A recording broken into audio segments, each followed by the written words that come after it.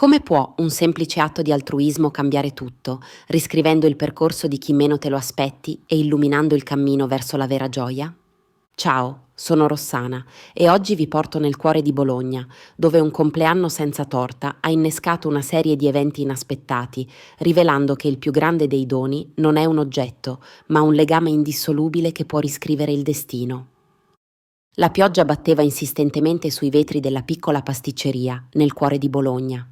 Marco stringeva la mano di sua figlia Emma, di 7 anni, mentre i loro sguardi erano incollati alle torte esposte dietro il bancone. Gli occhi della bambina brillavano di gioia, mentre indicava una torta decorata con unicorni colorati. «Quella, papà! Voglio quella per il mio compleanno!» esclamò Emma saltellando eccitata. Marco sorrise, ma il suo cuore si strinse in una morsa. Sapeva già quello che stava per succedere. Si avvicinò al bancone dove una giovane commessa lo aspettava con un sorriso professionale. «Buongiorno, vorrei prenotare quella torta per domani. È per il compleanno di mia figlia», disse Marco indicando la torta degli unicorni. «Perfetto, signore. Sono 120 euro», rispose la commessa, iniziando a prendere nota. Marco sentì il mondo crollargli addosso. Nel suo portafoglio aveva solo 45 euro, tutto quello che gli era rimasto dopo aver pagato l'affitto e le spese essenziali. Da quando aveva perso il lavoro in fabbrica 3 mesi prima, ogni euro contava.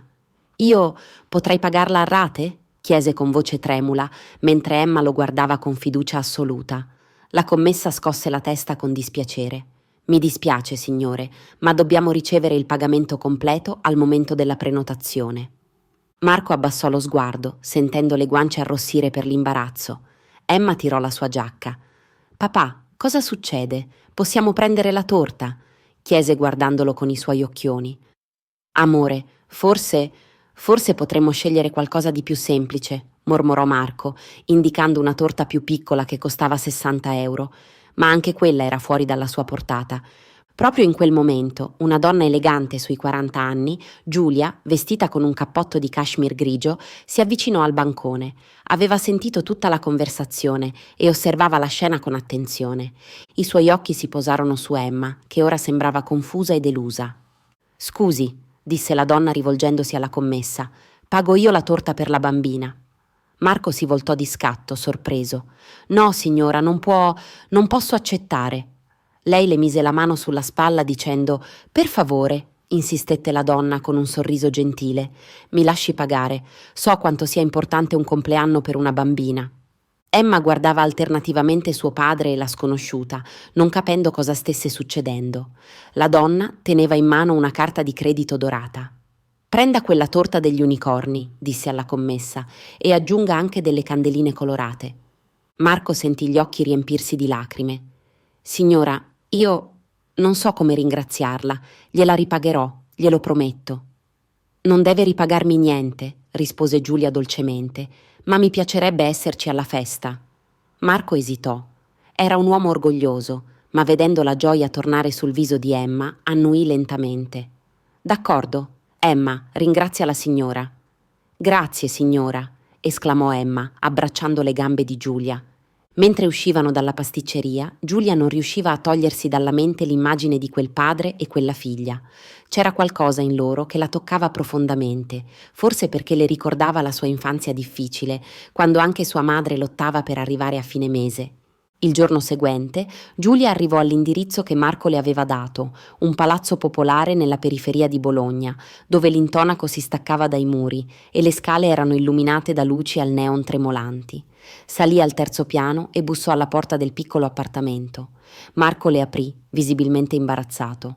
«Signora Giulia, benvenuta». L'appartamento era minuscolo, ma pulitissimo. Si vedeva che Marco faceva del suo meglio per mantenere tutto in ordine.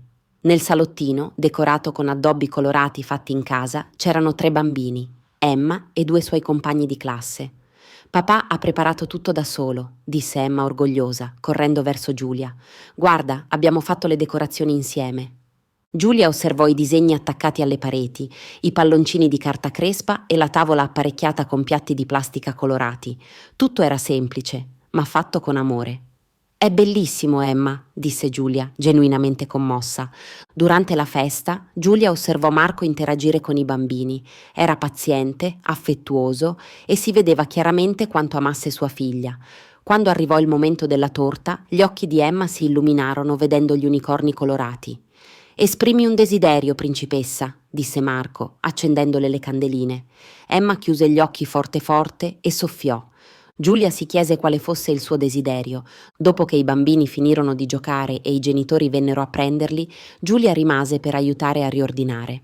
Mentre Marco lavava i piatti, lei notò una pila di bollette non pagate sul tavolo della cucina e una lettera della scuola riguardo alle tasse scolastiche in ritardo. «Marco», disse Giulia gentilmente, «posso chiederle cosa è successo? Come mai si trova in questa situazione?» Marco si asciugò le mani, esitando. Poi, vedendo la sincerità negli occhi di Giulia, iniziò a raccontare. «Mia moglie è morta 2 anni fa, cancro. Ho speso tutti i nostri risparmi per le cure, ma non è servito a niente». La sua voce si incrinò leggermente. «Poi l'azienda dove lavoravo ha chiuso. Emma è tutto quello che mi rimane e sto facendo di tutto per darle una vita normale, ma è difficile fare tutto da solo», completò Giulia. Marco annuì. «Faccio qualche lavoretto qua e là, ma non basta». In quel momento Emma corse da loro con un disegno in mano. «Signora Giulia, questo è per te. È il mio desiderio di compleanno». Il disegno mostrava 3 figure, un uomo, una bambina e una donna elegante, tutti che si tenevano per mano davanti a una casa colorata. «Il mio desiderio è che tu diventi la nostra amica per sempre», disse Emma con un sorriso innocente. Giulia sentì gli occhi riempirsi di lacrime. In quel momento prese una decisione che avrebbe cambiato le loro vite per sempre. Nei giorni seguenti, Giulia non riusciva a dimenticare Marco ed Emma. Tornata nella sua lussuosa villa sulle colline di Bologna, circondata da ogni comfort immaginabile, si sentiva stranamente vuota. La sua vita di successo come imprenditrice le aveva dato tutto dal punto di vista materiale, ma le aveva anche portato via qualcosa di prezioso, la semplicità dei rapporti umani autentici. Quella sera, nella sua grande casa silenziosa, prese una decisione. Chiamò il suo assistente personale, Roberto. «Ho bisogno che tu faccia delle ricerche su un uomo. Si chiama Marco Bezzoni, abita in via dei Platani 15. Voglio sapere se ha cercato lavoro e quali sono le sue competenze». Il rapporto arrivò il giorno dopo. Marco aveva lavorato per 15 anni come tecnico specializzato in macchinari industriali. Era stimato dai colleghi, aveva sempre avuto recensioni positive e stava effettivamente cercando lavoro da mesi, inviando curriculum ovunque. Giulia sorrise. Aveva un'idea. La sua azienda stava aprendo un nuovo reparto di controllo qualità e aveva bisogno di un tecnico esperto. Si vestì in modo casual, con jeans e maglietta, e si recò nel quartiere di Marco. Lo trovò seduto su una panchina del piccolo parco, mentre Emma giocava sull'altalena. «Ciao, Marco». Marco si alzò, sorpreso ma contento di vederla. «Signora Giulia, Emma, guarda chi c'è». Emma corse da loro, abbracciando Giulia. «Sei venuta a trovarci?» «In realtà», disse Giulia, facendo finta di essere arrivata lì per caso, «stavo passeggiando e ho pensato a te, Marco. Un mio amico mi ha detto che cerca un tecnico specializzato per la sua azienda. Ti interesserebbe?» Gli occhi di Marco si illuminarono. «Davvero? Che tipo di lavoro?» «Controllo qualità per macchinari industriali. Dice che cerca qualcuno con esperienza, qualcuno di fidato». Marco non riusciva a credere alle sue orecchie. Era esattamente il tipo di lavoro che sapeva fare meglio. Potrei incontrare questo tuo amico?» «Certo, ti do il suo numero. Si chiama Roberto Conti». Roberto era il suo assistente, che avrebbe fatto da intermediario. Quel pomeriggio Marco chiamò il numero che Giulia gli aveva dato. Roberto, istruito da Giulia, si comportò come se fosse davvero il proprietario di un'azienda. «Signor Bezzoni? Ho sentito molto bene di lei. Potrebbe venire domani per un colloquio?» Marco accettò immediatamente, il cuore che batteva forte per l'emozione. Il giorno dopo si presentò all'indirizzo indicato, un elegante ufficio nel centro di Bologna. Roberto lo ricevette e, seguendo le istruzioni di Giulia, condusse un colloquio professionale ma cordiale. «Il lavoro prevede un buono stipendio, signor Bezzoni, 1.800 euro al mese più i benefit. Quando potrebbe iniziare?» Marco non riusciva a credere alle sue orecchie. Era più di quanto guadagnasse prima e avrebbe potuto finalmente dare a Emma la stabilità che meritava. «Potrei iniziare anche domani, se necessario». «Perfetto. Consideri di essere assunto. Inizi lunedì prossimo». Quando Marco uscì dall'ufficio aveva le lacrime agli occhi. Non vedeva l'ora di raccontarlo a Emma e di ringraziare Giulia per avergli dato questa opportunità. Ma quello che non sapeva era che Giulia lo stava osservando da lontano, nascosta nella sua auto. Vedendolo così felice, si sentì più soddisfatta di qualsiasi successo professionale avesse mai ottenuto. 2 mesi dopo, la vita di Marco era completamente cambiata. Il nuovo lavoro gli permetteva non solo di pagare tutte le spese, ma anche di mettere da parte qualcosa per il futuro di Emma. La bambina era più felice e poteva partecipare alle gite scolastiche come i suoi compagni. Giulia continuava a trovare scuse per incontrarli, un gelato al parco, una pizza insieme, una passeggiata. Emma era affezionatissima a lei e anche Marco aveva iniziato a considerarla un'amica.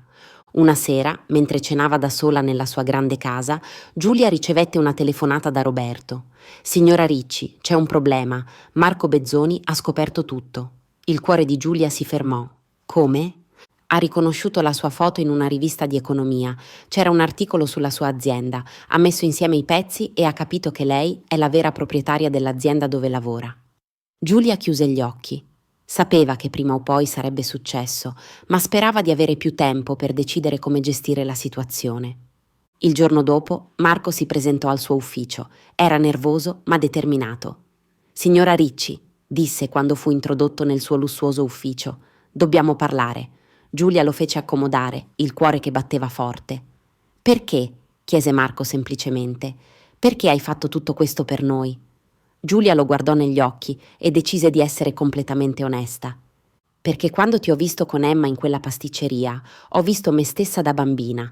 Mia madre faceva 3 lavori per mantenerci e spesso non aveva abbastanza soldi nemmeno per il latte. Ho costruito tutto quello che ho partendo dal niente, ma nel farlo ho perso qualcosa di importante».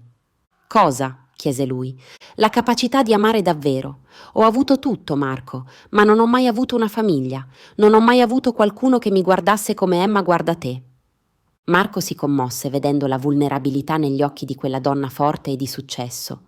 «Tu ci hai dato tutto», disse Marco dolcemente. «Il lavoro, la dignità, la speranza. Ma cosa abbiamo dato noi a te?» «Mi avete ricordato cosa significa essere umani», rispose Giulia con le lacrime agli occhi. «Emma mi ha insegnato che la felicità non si compra, si condivide». In quel momento Marco prese una decisione coraggiosa. «Giulia», disse, «vuoi cenare con noi stasera? Emma ha preparato i suoi spaghetti speciali». Giulia sorrise attraverso le lacrime. «Mi piacerebbe molto». Quella sera, seduta al piccolo tavolo dell'appartamento di Marco, mangiando spaghetti al pomodoro preparati da Emma e ascoltando le risate della bambina, Giulia capì di aver trovato quello che aveva cercato tutta la vita, una famiglia. 6 mesi dopo, Giulia aveva traslocato in un appartamento nello stesso quartiere di Marco ed Emma. Non voleva allontanarli dal loro mondo, ma voleva essere parte della loro vita quotidiana. Emma chiamava ormai Giulia zia Giulia e Marco aveva trovato non solo un lavoro, ma anche una compagna di vita che condivideva i suoi valori e il suo amore per la figlia. Una sera, mentre guardavano Emma giocare nel cortile, Marco disse a Giulia: «Sai cosa penso? Che a volte gli angeli esistono davvero, ma hanno sembianze umane». Giulia sorrise stringendogli la mano. «E a volte, per trovare il paradiso, basta semplicemente aprire il cuore e lasciare entrare l'amore». La storia di un papà single, di una bambina speciale e di una donna che aveva tutto tranne quello che contava davvero, era diventata la storia di una famiglia nata dall'amore e dalla generosità del cuore umano. Se questa storia ti ha toccato il cuore, ricordati di lasciare un like, iscriverti al canale e attivare la campanella. Sono Rossana e non vedo l'ora di raccontarti la prossima storia.